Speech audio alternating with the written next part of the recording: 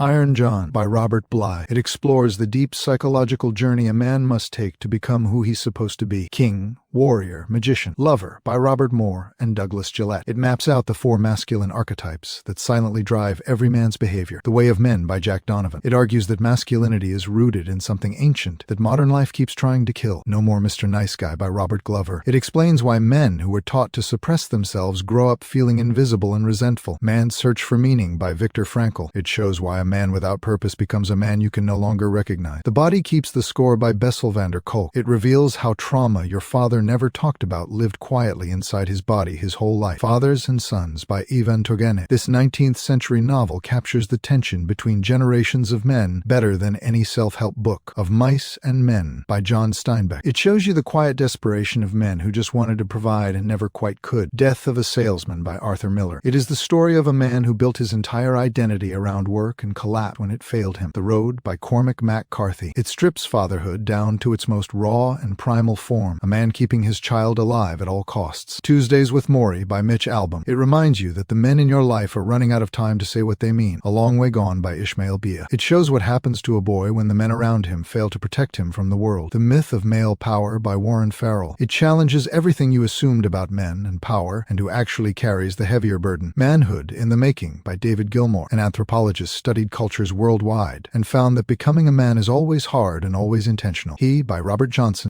This short Jungian book uses the legend of Parsifal to explain the spiritual crisis inside the modern male psyche. The Prince by Machiavelli. It shows you how men in positions of responsibility think about power, loyalty, and survival. Achilles in Vietnam by Jonathan Shea. It explains how war destroys a man's moral world and why some fathers came home as strangers. The Drama of the Gifted Child by Alice Miller. It shows how the emotional wounds your father carried were very likely passed down to him first. East of Eden by John Steinbeck. It is the most complete novel ever written about fathers, sons, guilt, legacy, and the need to be seen.